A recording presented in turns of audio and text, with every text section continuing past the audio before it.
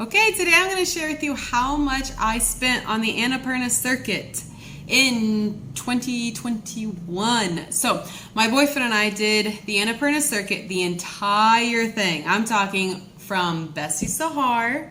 We walked all the way to Nayapul. Most people aren't going to do that, but I really wanted to do the entire thing. We also had time on our side. We were in no rush to get through it, so we just, like I said, we took our time. We spent 25 days. This was in November, so we left, let's see, November 7th was our first day, and then we finished on December 1st. Now that ending December 1st, that was kind of pushing it in terms of when you should go on this. You should really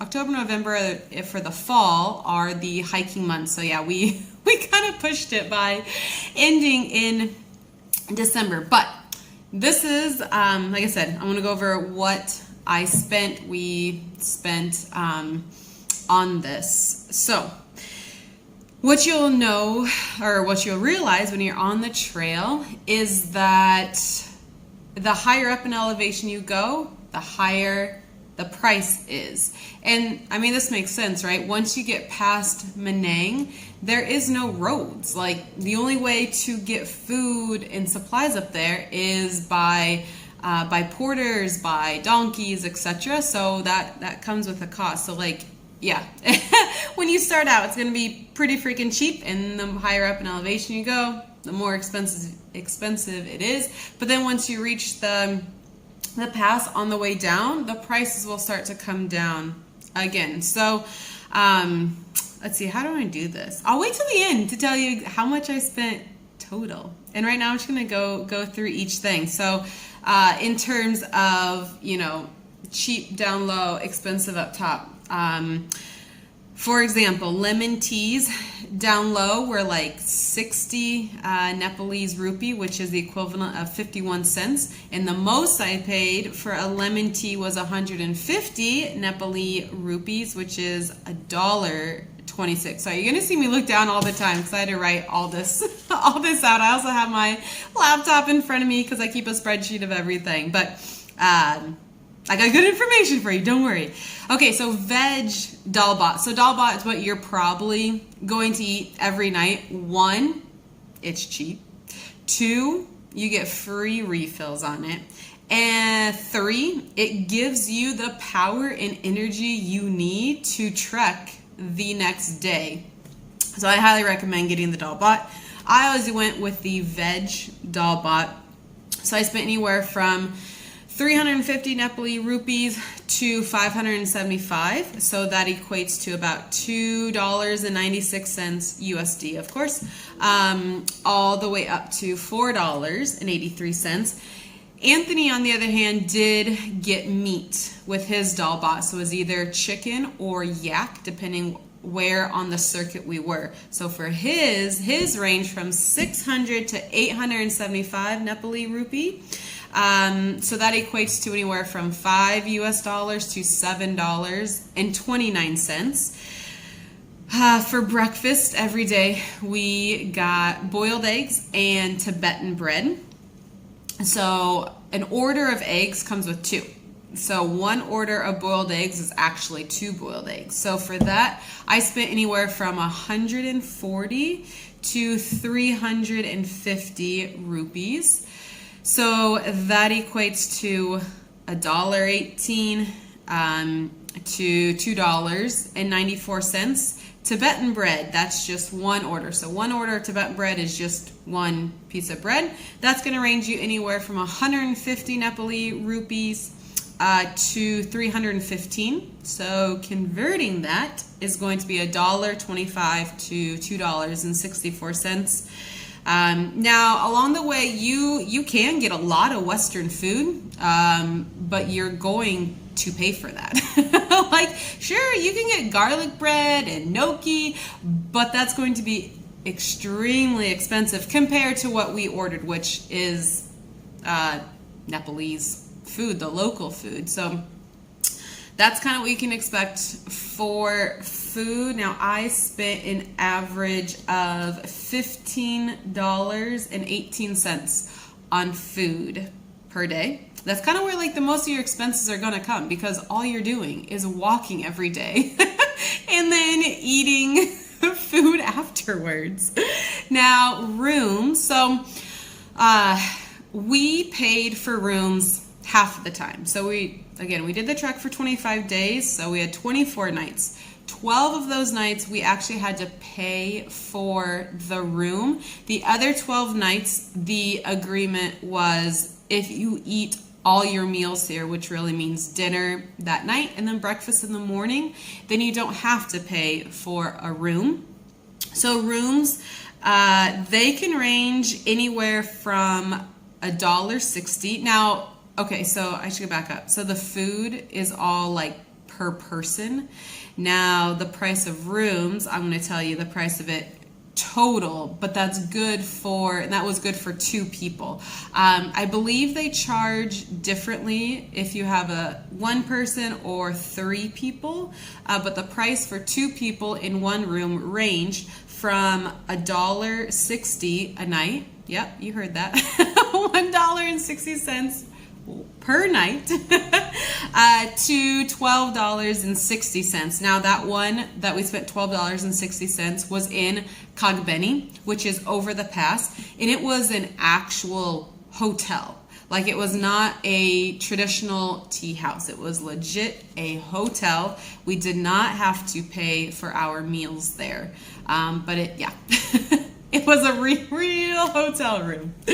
Other costs you will incur are your permits. So we got the TIMS as well as the ACAP permits. Now, 1 TIMS and 1 ACAP permit total cost us $37.64. Now, we were never checked for our TIMS. It sounds like they might be doing away with TIMS. So when you do it this year or next year, that might change. So you'll have to do your own research on that. But for us, we were told we had to have it, but nobody checked it.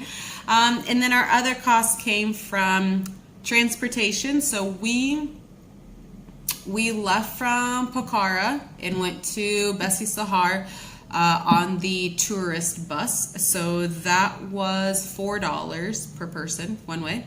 And then when we finished in Nayapul, the taxi from Nayapul back to Pokhara was $20 total. So over the course of 25 days, I spent $485.42 per day, which does not include the porter fees. So I'll get to that in a minute. But so what that equates to is $19.41 per day, which is awesome. Again, it's most of that was food. I spent $15 a day on food. The other stuff was, like I said, room 50% of the time, some random stuff like supplies on the way. We stopped and got like some more wet wipes. We stopped and got Diamox, even though we ended up not using that. Now, porter fees. So when we went in November of 2021, it was required that you had to have someone from an agency with you, whether that was a guide or a porter. I really didn't want to do that. I would much prefer to hike the Annapurna Circuit with no guide, no porter, just us on our own. But at the time, that was not an option. So porter fees were total basically $20 a day plus his transportation. So you have to pay the porter's bus from wherever you leave to your starting point. And then same at the end, whenever you're done, you also have to pay for his bus back to wherever it is you started from. If you got him out of Kathmandu, you have to pay for his bus back to Kathmandu. If you've got him from Pokhara, you have to pay for his bus back to Pokhara. So porter fees were $519.34. So how we handled the splitting of the money was I paid for all the porter fees because this was my idea to do this Annapurna Circuit. I kind of talked Anthony into joining me, so I didn't feel right for having him pay for porter fees, and this is like my thing. So I paid for all the porter fees, but then all the I'm gonna call them personal expenses, the permits, the lodging, food, transportation, the miscellaneous stuff along the way, we paid for that individually. So my total cost, and I guess if you do this by yourself, this is kind of what you can expect to pay if you have a porter for 25 days, is I paid a grand total of $1,004.76, which equates to $40.19. Again, if you don't use a porter, which I prefer not to use a porter. Don't get me wrong.